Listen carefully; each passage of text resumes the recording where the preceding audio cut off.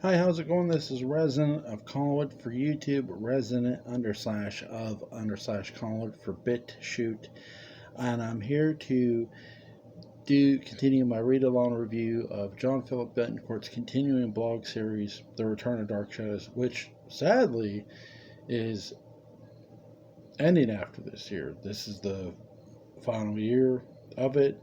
Series 13 is the final series. I'm a bit sad, but this has been a great series, and I can't wait to bring John on at the end of on the end of this series to talk about it, and not just talk about the series, but talk about the whole thing. All right, so Series 13, Chapter 1, Daughters of Darkness. Barnabas travels to a convent in 1850 Bangor, Maine, 1850. On a foggy dirt road beneath a murder of crows, cawing at the setting sun in the distance, a black horse clip-clopped its way through its own flurries of dust that lifted like clouds off sand. The horse turned down a slope towards a closed-off compound and slowly made its way to a small courtyard open to the public that belonged to a Catholic church that housed Carmelite nuns that ran an orphanage and school on the church grounds. The horse neighed loudly as the man riding it pulled the reins tight to slow the trot. The man, dressed in a woolen black coat to protect him from the cool November air, dismounted the horse that huffed a large plume of white breath from his quarter-sized nostrils. In the distance, through the thick blanket of shrubs and bushes, two wolves howled at the stranger in the nun's courtyard. The man winced at the thought of the beast stalking him from behind shadows. He was a tortured man from another time, and from many times as it were, and yet he was a man from no time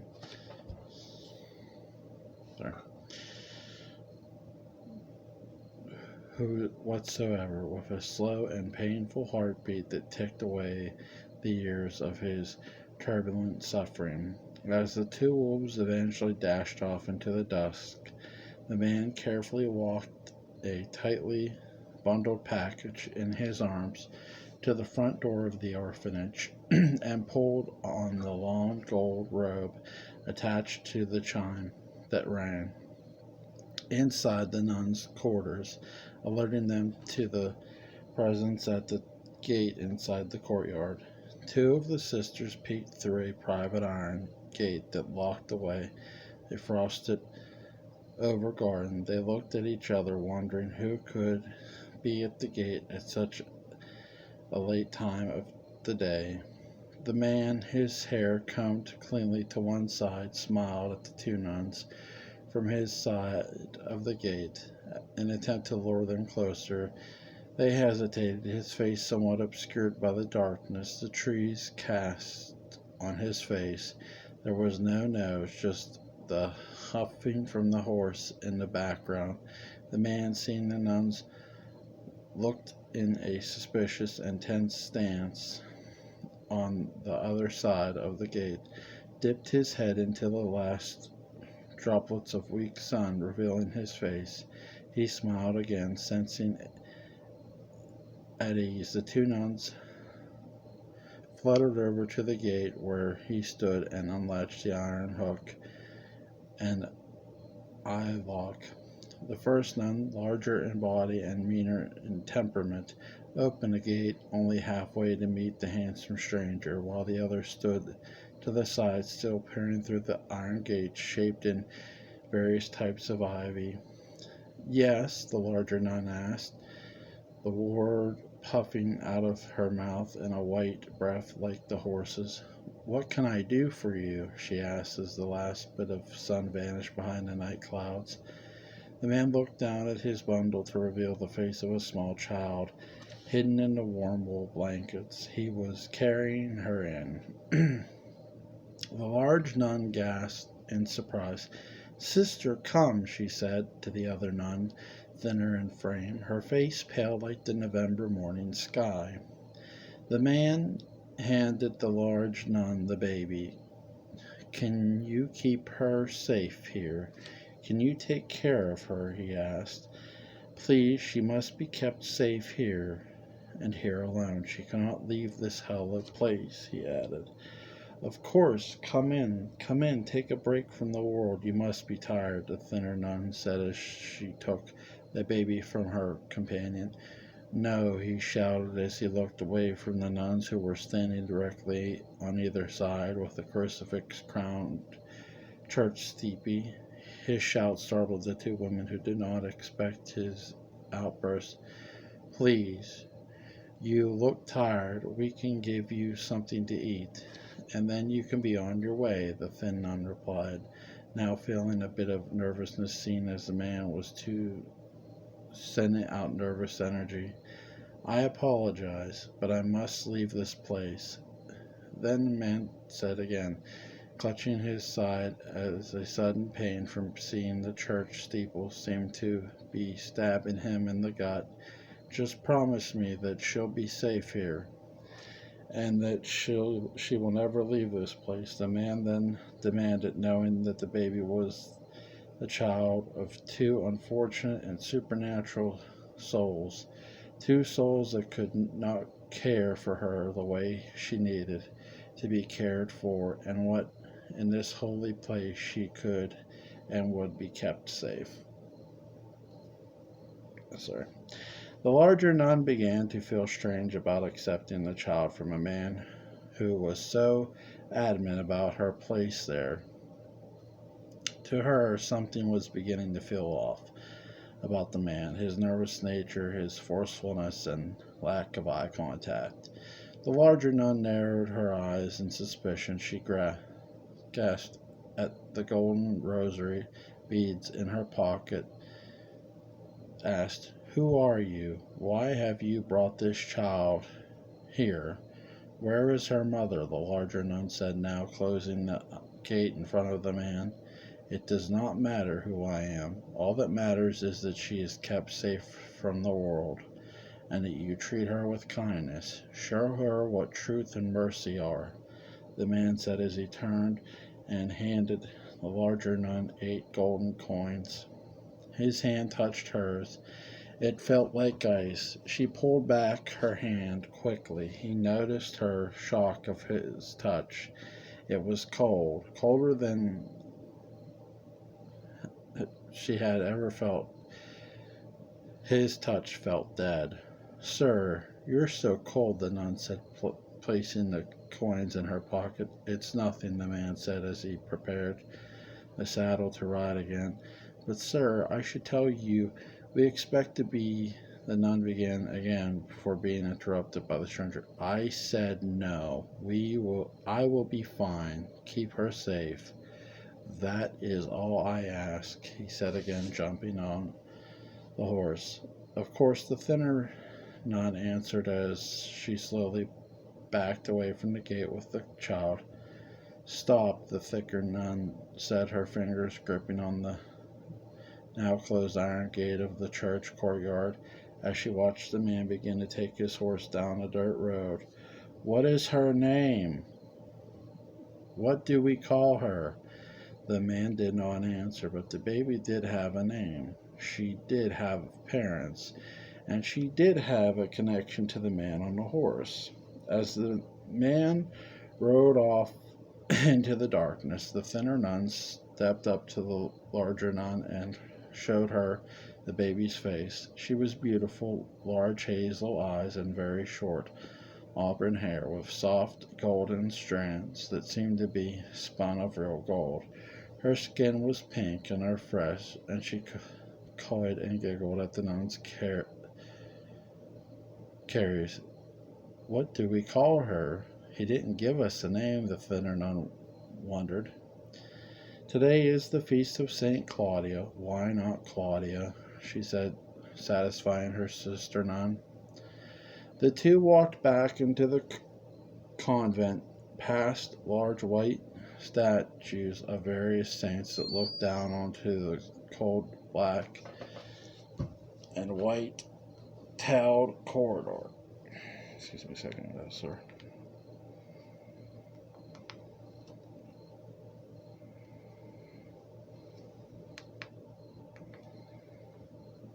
Sorry.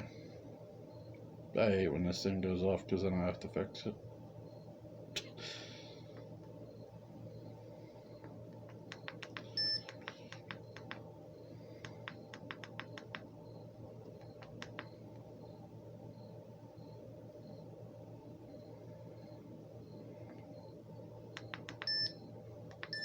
Okay, there we go.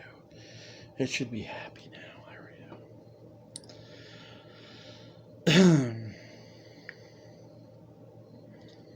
Past various saints that looked down on the cold black and white tiled corridor that was lit with the golden light of several hundred candles. The red and orange glow flickered and bounced light back from the stained glass windows above, illuminating everything in this sacred space. The two nuns walked into a chamber filled with books and equally as dark as the corridor that led to it. There, sitting at large oak desk, writing, was the mother of Superior Magdalena Patrice of the Small Bangor Convent. She was a stern-looking woman of 64. Her skin like wrinkled, fine lace crowned with two dark eyes that seemed to stare right through anyone that she fixed them on. "What is this?" Mother Magdalena asked as the two nuns smiled and removed the shrouded beautiful baby. "A man came, he just dropped her off. Isn't she exquisite?" the thinner nun said. "Indeed, Sister Louisa, indeed," the Mother Superior said as she took her baby into her arms. The thicker nun, Sister Carlotta, then informed the mother of the baby's name. "Claudia," the mother said with a grin. The mother looked down at the baby. There was a spark of light in her eyes that was almost electric feeling inside Mother Superior. At first touch of the baby, it was an instant feeling, an automatic knowing this child was something special. She could tell that this baby was like only one other that she had seen many, many years before, a baby that was special too, a baby she had met on the island of Martinique when she was a young novice on a trip from the islands to the mainland. "Sisters, would you leave me with the child alone? I'd like to pray silently with her in my chambers. I will bring her to you shortly," the Mother Superior said. "Of course," Sister Louisa and Carlotta both said, grinning with joy of the new baby as they courtesied and left the room. The two nuns closed the chamber door behind them, and the Mother Superior slowly waited for their shadows to disappear from the glass squares in the front door. Once she felt safe, she walked the baby over to a large golden candelabra that towered over a black leather sofa. The head nun removed her thick black habit, revealing long black hair that went all the way to the small of her back. She grinned at the child and grabbed the Superior's finger and giggled. "I know you're kind, my young sister. I know what you are. You're a child of the sun, a child of the light. You are like me. I can feel your energy, my darling. You are a gift to the coven, like only once before you. I feel your light and see the spark of power in your new eyes. From here on out, you will be known as Claudia, but I will give you the last name of your true mother, the mother I see in your eyes, young girl I helped raise many years, full moons ago. You shall be called Claudia Bouchard, daughter of my own sister, the Coven Angelique. I shall protect you forever. The Mother Superior was a woman of great powers and secrets. She had been hiding as the plus Magdalene Patrice from Martinique for centuries to protect herself from witch hunters and trials and burnings. The baby, now named Claudia, had the blood of witches in her veins. Witches like her, the Mother Superior, whose true name was Bethlehem.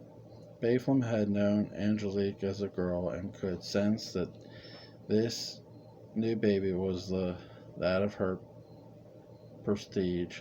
The power in this baby was the same as that of Angelique. It was as if she was seeing a reincarnation of Angelique there in her arms in the Covenant while Bethlehem was hiding too. The witch Bethlehem was a queen among her followers, but she secretly escaped the trials and plots to kill her. Her safety was in assimilating into a world where they'd never discover her, into a world where inside a covenant with nuns. And now with this baby, a chosen child of her covenant arms, Bethlehem felt like all was not lost for her kind. For wherever Angelique was, this baby would now Bethlehem to protect and to teach. In truth, the man who left the baby with the nuns was Barnabas Collins. He used his powers of time travel to take the baby he had been tricked into conceiving with Angelique when they both returned the timeline of events back to its normal place. Barnabas and Angelique were bound together. No no change in time, no change in events could ever part them, and everything that had happened to them had again occurred to the same way it had originally happened. But now there was a baby conceived when Angelique tricked Barnabas into making this child, while she was posing as Claudia Collins, the wife of Roger. Cassandra Collins, Cassandra attempted to pass the baby off as Roger's, but disaster struck, and in the wake of a tragedy, Barnabas took the baby named Evangeline at birth back in time and to a covenant in 1850, a place Angelique could never ever find her. Bethlehem raised the baby up into the light of the Candelabra to see her better. It was true. She was a spitting image of the moon-eyed Angelique.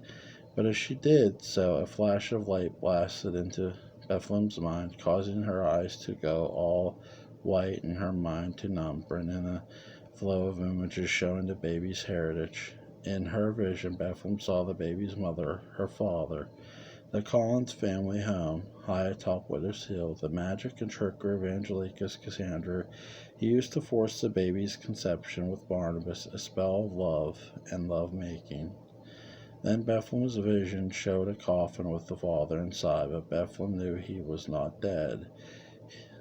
He was one of the undead. She could sense it in her vision. She could almost feel the hardened skin, cold like marble. She could hear his heartbeat, a deep and low thumping that echoed in her mind. A vampire. The shock of the vampire father lifted the trance, and Bethlehem's eyes returned to normal. She coddled in the baby in her arms, now knowing her full history, that a child of the future, a child of the past, a child of a witch, a child of a vampire, a special child, a daughter of the night. Whatever happens, you are now in my coven of my own family. You are of Angelique, wherever she is.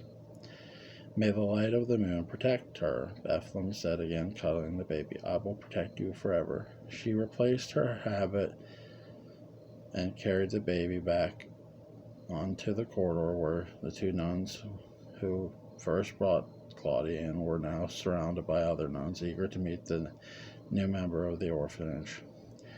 The Alls squealed with glee at the new face in the halls. Bethlehem concealed as her personal of Mother Superior handed the baby off to Sister Louisa. She's ours, the mother said as the other women bowed their heads in prayer. Real quick, this isn't over, but real quick, this is sort of flashing back to when Barnabas obviously took Evangeline back to 1850, Bangor, so Angelique wouldn't find her. Before, it was sort of through Barnabas's eyes we saw this story. And I like how this changes because we get this from the nun's perspective, which was nice. Love the shock that you have a woman who helped raise Angelique, who hid as a nun. That was neat. So now here's Collinsport, May 1990. I wanted to touch upon that before I moved forward. As a gusty sea wind blew across the glistening front lawn of greens and gray of the Collinwood estate, a young man stood staring at the floor in her bedroom. A young woman stood staring at the floor in her bedroom. On the third floor, she sat on her bed with a stern look on her face. Someone had come and trounced on her territory. Someone had come and interrupted her secret life. Interrupted her secret place among the Collins family, the family she had secretly infiltrated as a governess to the young Caleb Collins, son of David, grandson of Roger. She was thirsty for revenge. She was Claudia Bouchard, now calling herself Evangeline, the name her mother Angelique gave her at birth. Evangeline looked down at a young woman that she caught rummaging in her room just hours before. This mysterious young woman had traveled back in time and was trapped in a circle of time travel that she could not get out of. Evangeline looked down at this woman that was unconscious, gagged, and tied up on the floor of Evangeline's bedroom and wondered what or who had brought this girl here.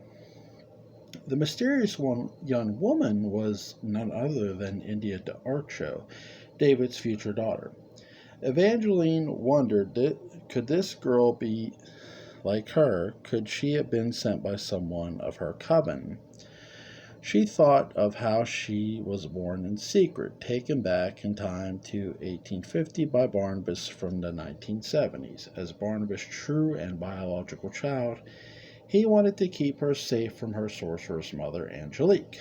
She had grown up under the watchful eye of Bethlehem. Bethlehem taught her Evangeline everything she knew of the wilds of the world and magic and sorcery. Evangeline was also taught about her biological family. Every bit of information was transferred to the child by Bethlehem, everything good, bad, and ugly. India's arrival was something like a supersonic explosion. In Evangeline, she could feel that India wasn't just some run-of-the-mill cat burglar. She could sense, like a bloodhound hot on the trail of game, that India had magic surrounding her, supernatural powers she could almost feel in her bones. India's presence forced painful memories to come flooding back to Evangeline's mind. When Evangeline turned 16, Bethlehem gave her her most powerful gift, the gift of sorceress, were bestowed on that special milestone of life, a gift that is not squandered or taken by another supernatural being would prove most fruitful, the gift of immortality. And over the years she lived and loved and lost and searched for her Collins family. Her father, most of all, to find him and seek her revenge was all Evangeline thought about. By the year 1989, felt the power of something immense burst into her heart like a gravitational pull yanking at her soul, a teary pulling her tether pulling her closer and closer to Collinsport, Maine. When she arrived to town, David and Kimberly Collins needed a governess to their small child, Caleb. Evangeline, hoping her father would return again to his native home on Widow's Hill, reverted to her birth name, changing it back from Claudia, and got the job as the nanny and began her wait for the vampire father to return. And now India arrived, an innocent bystander, and of Colin's blood trapped in a nightmare of time travel that came from 2019 to 1966, and now 1990 to Evangeline's time. On the floor of her room, Evangeline waited for the stranger India to wake. She stared at her beautiful face. Evangeline wondered if what the young woman had initially told her was true. She was somehow connected to the family from the future. Evangeline did not trust anything that came out of anyone's mouth. She had learned to distrust as a survival mechanism. She had learned to never get close to anyone. Bethlehem warned her, mortals were never to be trusted.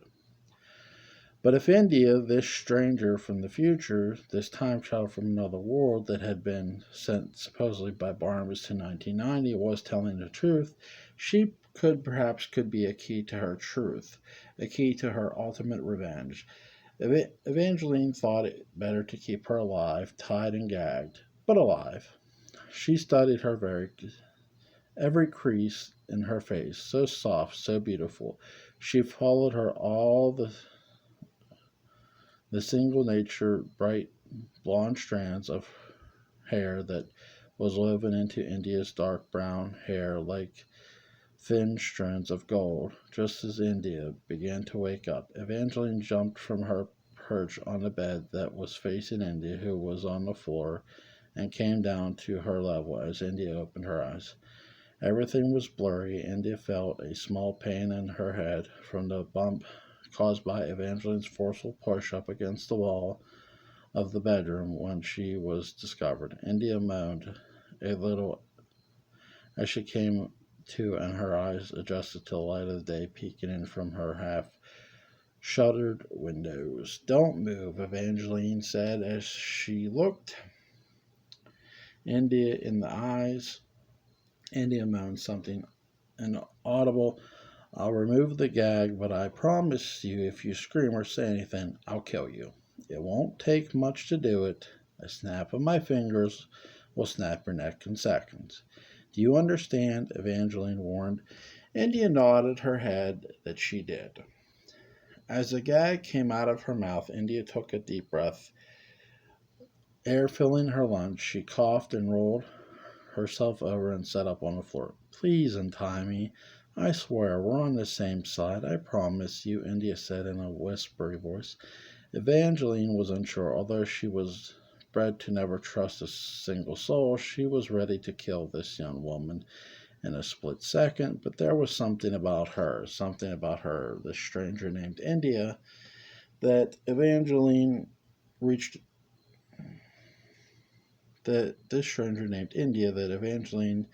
then reached over and untied her hands.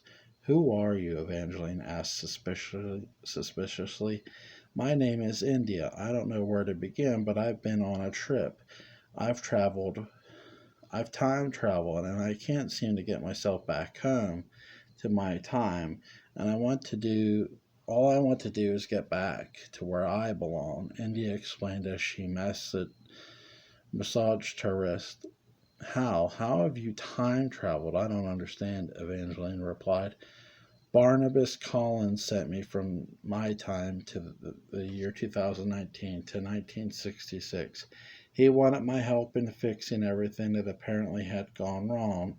I don't really know what he was thinking. His plan failed miserably. He disappeared, vanished, and I don't know where he went. He promised to send me back, but somehow I ended up here in 1990, and he explained. Evangeline lifted an eyebrow. It seemed her father had once again invaded another girl's life and flipped it upside down, just like her. Barnabas, you say? Evangeline said, feeling a twinge of trust towards the girl India, and untied the rope around her ankles. What do you know of him after he brought you here, supposedly? I don't know. He just left, India said again, managing her aching joints. Well, I hate to break it to you, but you're right about him failing. As far as I know, nothing changed. Everything was the same, Evangeline informed. How can you be sure? India wondered. Because had he changed anything in the past, succeeded in doing so, I wouldn't be here. I'm his daughter, the secret sorceress explained. India gasped. She had no idea Barnabas had another daughter. She had only known of David's second wife in the future, Sobahan, the child he and Julie adopted from an American couple where they lived in Singapore in the late 70s. But this girl this powerful woman India encountered was a new piece of the puzzle that India felt would never be complete. I didn't know. I'm so confused, India said. Well, it's a very long story, but my mother adores using the trick of time travel to uproot people's lives but my father, because he thinks himself a savior of sorts. Unfortunately for you and I, were victims of this too. Nothing in my life has ever been ordinary, and you've somehow suffered just as much as I have. Barnabas isn't here, India. He hasn't been here since the late 1970s.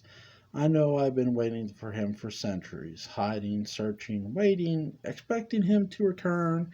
He hasn't. He left with Julia Hoffman and this Willie Loomis person in 1972 to search for a cure for his situation. He hasn't been back since, Evangeline said, filling India in on the past. So why am I here? Why would he send me here? It wasn't if he wasn't here. I don't understand anything. Eventually took a deep breath. She went over to her bedroom window. She released the inner latch of the thick black shutter and opened it, allowing the room to fill with the setting sunlight. She looked out the land that the Collins family had reigned over for centuries. The grass of the lawns, the trees that surrounded the mansion, the old house in the distance, and the village below. She knew that Barnabas had not done this. He had not brought India here to 1990. Something else was afoot, something just as dark and just as devious. But what? The daughter witch turned to her unexpected guest. She flipped her golden brown hair back over her shoulder and again lifted an eyebrow. We have a lot to discuss, India, but for now, no one can know you're here. No one, not yet. But I have to, India began to, but as soon as she opened her mouth, Evangeline lifted her hand. A powerful and bright light with 5 equally as bright orbs of lights encircled her hand. The orbs soon zapped from her hand into India's body, causing the time traveler to glow. India felt her body burst with energy, and suddenly the light from Evangeline's hand trapped India and pulled her into the powerful stream of light and pulled India into Evangeline's body. Just as Barnabas had done with Vicky and India, yet another family trait, father and daughter shared. Inside her body, Evangeline could keep India safe until she understood what was happening, safe from whatever or whomever was out there that brought India to this time, Evangeline's time, to Claudia's time. Just as the powerful sources absorbed India into her body, her bedroom door burst, and in ran the child. Evangeline was in charge of Caleb Collins, David's young son. Vanjie, Vanjie, he yelled as he jumped into his governess' arms. Well, hi there, she said, cuddling the boy. Where's the lady? Where's the pretty lady? He asked her, referring to India. Oh, you must stop asking about her, okay? Well, I'll get in trouble. Now, that lady is a secret. Do you know what a secret is? She asked him in a whispery, loving voice. I know lots of secrets, lots, the boy said. Do you now? Well, would you like to share a new one with me? Evangeline said with a grin. Yes, he replied. Good, let's keep the lady our secret. No one will know our fun secret, okay? She said. Miss Capewell, a voice said, calling Evangeline by her fake last name. What's all this about games and secrets? What are you teaching my great nephew? The voice, deep and smoky, bellowed from the bedroom door. It was 79-year-old Elizabeth Collins' Stoddard. Her aged face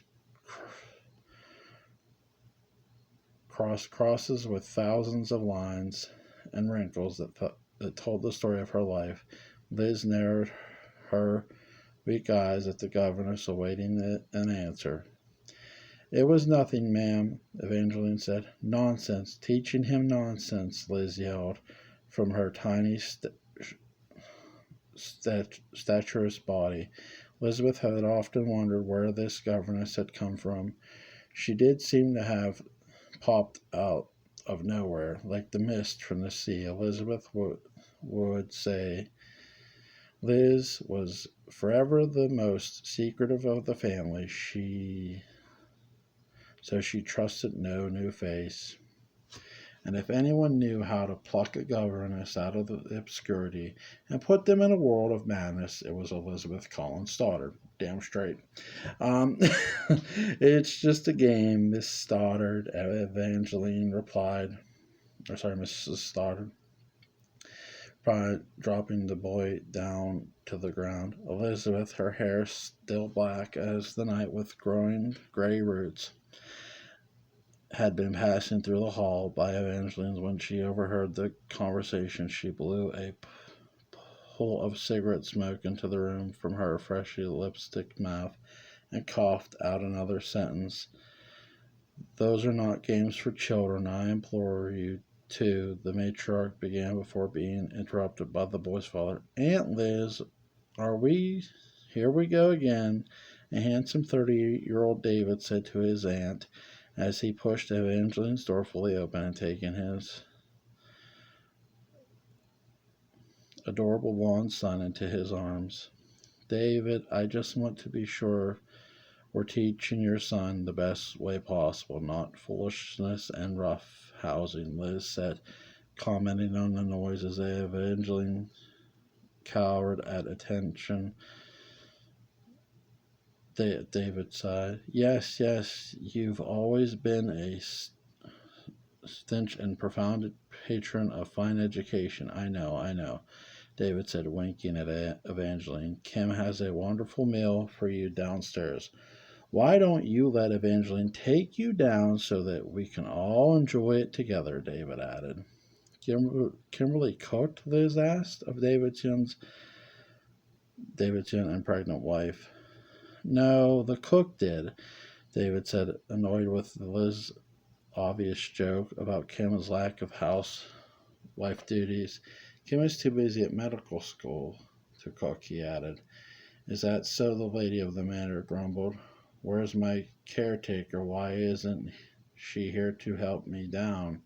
Liz continued in an annoyed tone with everything. Aunt Liz, you gave her the night off. Let Evangeline help. Now be a sport, David said to his ornery aunt. Elizabeth rolled her eyes and put the cigarette in her mouth and allowed Evangeline to take her arm, and the two went for the early dinner. David sighed and shook his head. His aunt would never change, and this was a good day at times Liz would lose herself in thought.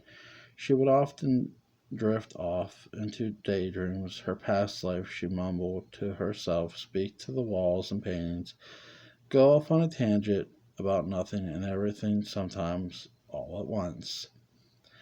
Then there were her visions of her nightmares. The family had hired a caretaker 12 years early to help her, and it did. Suddenly, from the corner of David's eye, he saw ropes all scattered in the corner, all Evangeline's room. Some were knotted, some seemed to have been knotted, then untied. Then he wondered what game she was talking about with Caleb and Liz walked in. What did Evangeline need those ropes for?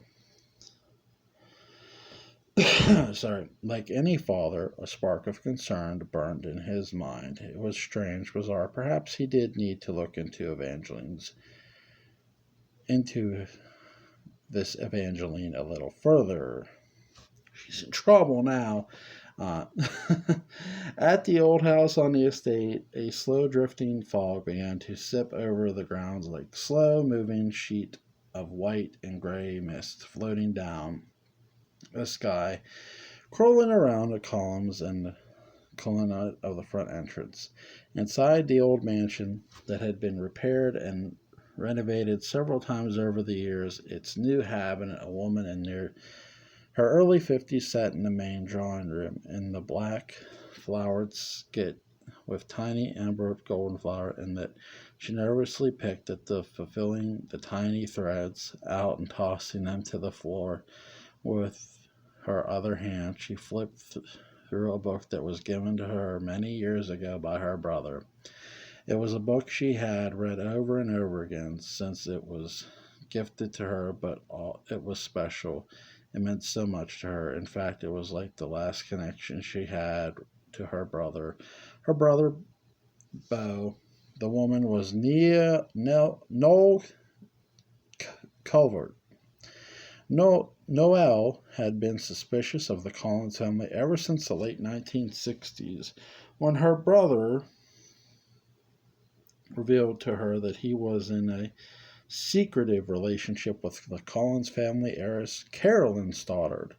Back in those days, Beau had begged her to help him investigate a missing woman connected to the Collins family by using her special supernatural abilities, her psychic third eye. She at first refused, but then, within days, his request, Beau vanished, never to be heard from again. Yeah, he didn't vanish, he's dead. I'll get into that. Over 2 decades passed since Beau's disappearance. She could not see him in her mind. Her powers brought her no solace, and Noel vowed to find out what happened to him. Noel's suspicious had always linked Carolyn running off to Europe that year, and to perhaps Beau to vanishing. Noel was so certain Carolyn was involved that he even followed Carolyn a trip to Europe in the late 1966. What no one knew was that Carolyn was secretly pregnant with Beau's child. Carolyn's mother didn't know. Not even Carolyn's best friend Maggie. No one knew. Beau, too, was left in the dark to his child. When Carolyn went off on her own, she pretended she went in search of her missing Aunt Arabella. Yes, she's dead too. The woman Beau needed Noel's help with, but Carolyn's reason for leaving was all a lie. In early 1967, a few months in London, Carolyn gave birth to a son, Beau's son, Noel's nephew. Carolyn knew she could not raise him. She knew no one could know about him.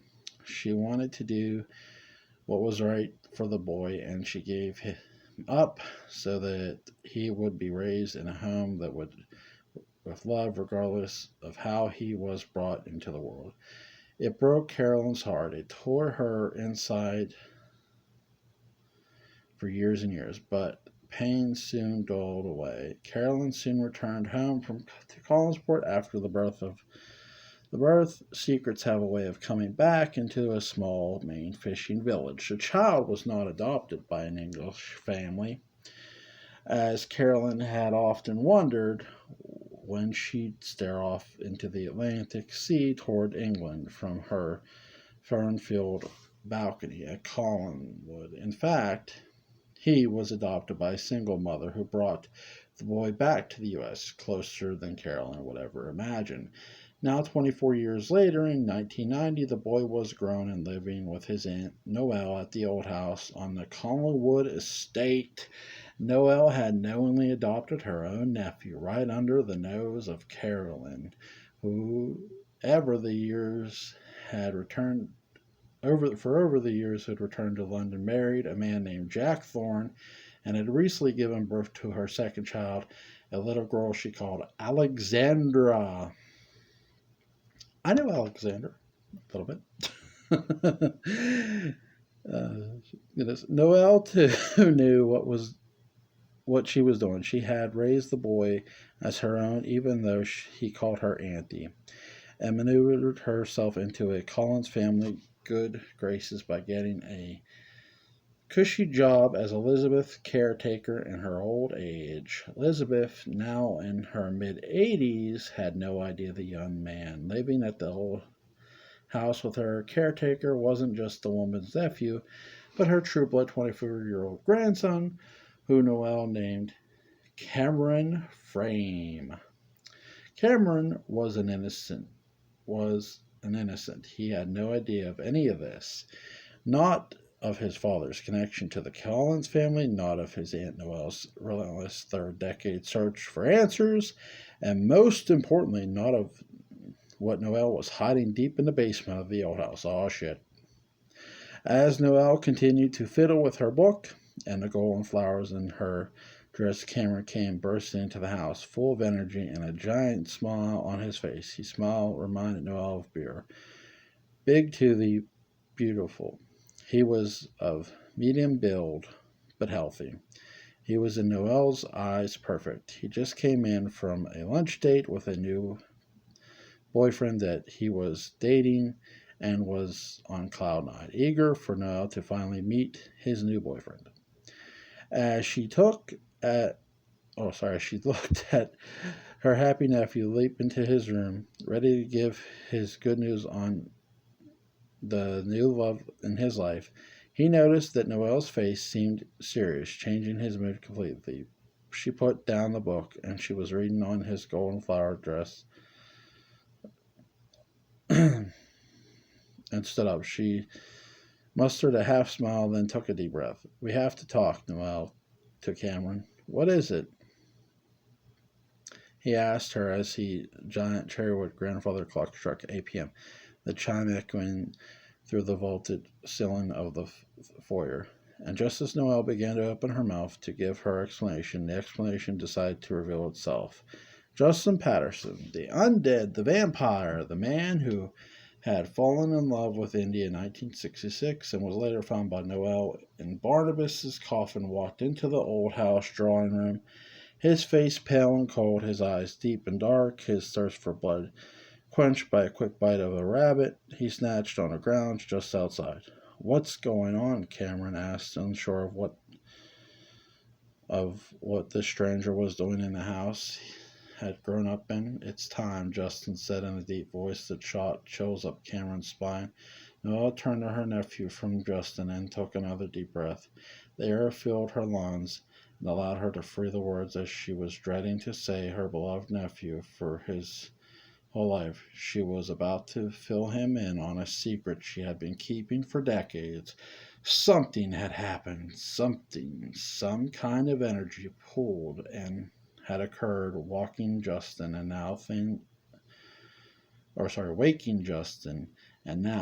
were about to change for everyone. "Sit down, Cam. We have to talk." All right, that's the read along.